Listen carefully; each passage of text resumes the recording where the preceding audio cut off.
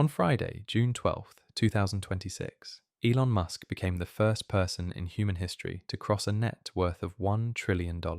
By Friday's market close, his paper wealth reached about $1.14 trillion. You probably already saw the headlines. What you probably did not see is what $1 trillion actually means, because your brain was not built to process this number. Almost nobody's is. By the end of this video, you will understand exactly how much money $1 trillion is, through 5 concrete comparisons that finally make this number visible. You will also understand why this milestone matters more than most people realize, and what it tells you about the world we are now living in. Let me start with why this is so hard to grasp. Your brain handles small numbers easily. You understand the difference between $10 and $100 instantly.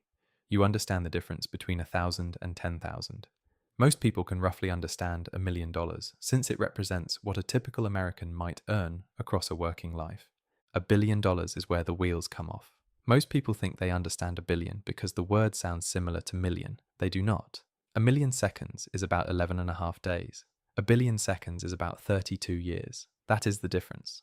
1,000 times bigger than what most people picture. A trillion is 1,000 times bigger than a billion.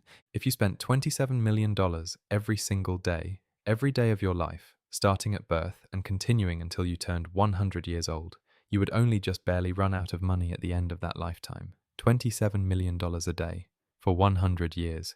That is what $1 trillion means in time terms. Now let me show you what it means in real-world purchasing power. Comparison number 1, Warren Buffett. Buffett is currently the 11th richest person on Earth. His net worth is about $145 billion. He is also one of the most famous investors in history. Most of his fortune was built over 7 decades of compound interest, the topic of one of my earlier videos.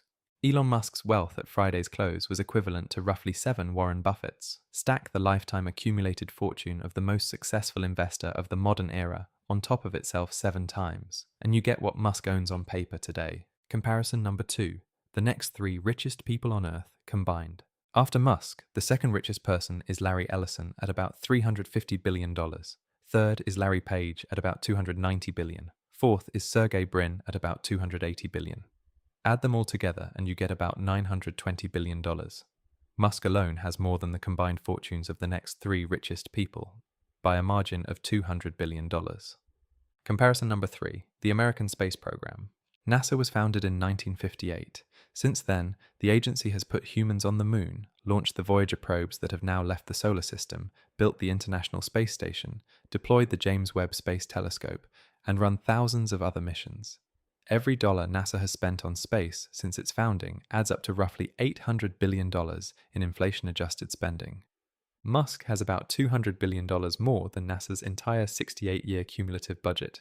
He could cover NASA's $24.6 billion annual budget for an entire year using less than 3% of his net worth. Comparison number 4. American elections. The 2024 US presidential election cost about $14.7 billion across all campaign spending and super PAC activity. The 2020 election was around the same number when adjusted for inflation. $1 trillion could fund 68 full US presidential election cycles end to end.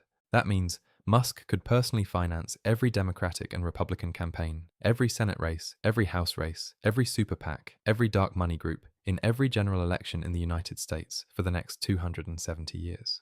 One person now has enough wealth to functionally finance American electoral politics for almost 3 centuries. Comparison number 5. The global car industry. The total market value of every publicly traded automaker headquartered in the United States, Europe, and Japan, added together, is approximately $900 billion. That includes Ford, General Motors, Stellantis, Volkswagen, BMW, Mercedes-Benz, Toyota, Honda, Nissan, Mazda, Subaru, and every other major manufacturer in those regions. Musk could buy all of them, every single one, with $140 billion left over to spend on whatever he wanted. Now here is one bonus comparison that genuinely breaks your brain. If you stacked 1 trillion physical $1 bills, the total weight would be about 2.2 billion pounds. That is 1 million metric tons. SpaceX's new Starship version 3, the most powerful rocket ever built, has a payload capacity of about 100 metric tons. It would take 10,000 Starship flights to launch that much cash into orbit. Now here is the catch you need to understand. This is paper wealth. Musk cannot actually spend $1 trillion because almost all of it is locked up in SpaceX, Tesla, and his other companies. If he tried to sell more than a tiny fraction at once, the stock prices of those companies would collapse, and the $1 trillion would disappear before he could cash it out. What he can do is borrow against it. Banks will lend him massive amounts of money at very low interest rates using his stock as collateral. He uses this debt to fund his lifestyle, his political activities, and his business expansions without ever actually selling his shares. This is how billionaires and now trillionaires live. They do not have cash. They have debt against assets that nobody else can touch. This is the practical reality.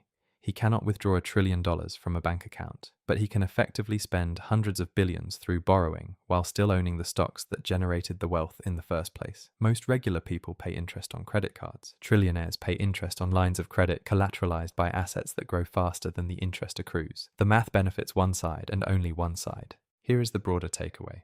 The trillionaire threshold mattered because it was psychological. Once one person crosses it, the question becomes when, not whether, the second person will get there. Larry Ellison is at $350 billion. Tesla shareholders approved a pay package for Musk that could be worth up to another $1 trillion if certain benchmarks are hit. AI is on track to mint multiple new ultra-fortunes over the next decade. The era of the trillionaire is not a one-time event. It is the start of a new economic phase. Whether this is a problem depends on your politics. The numerical reality does not care about your politics. One person now controls a fortune larger than the GDP of countries like Saudi Arabia, Switzerland, Argentina, or Sweden. The rules of the next 20 years will be written by people whose individual wealth exceeds entire national economies. Your job is to understand what is happening, position your own money for that reality, and decide where you stand on the system that is producing these outcomes. But there is one piece of this story I have not told you yet, because while everyone is focused on Musk crossing the $1 trillion line, the next trillionaire is probably already on track to get there faster than Musk did. And it is not Bezos or Ellison, it is someone you probably have not heard of, who runs a company most people do not understand, and who is positioned to dominate an industry that is about to be worth more than oil. In the next video, I am going to show you exactly who that is, why their wealth could compound past Musk's faster than anyone expects, and the investment most people are missing.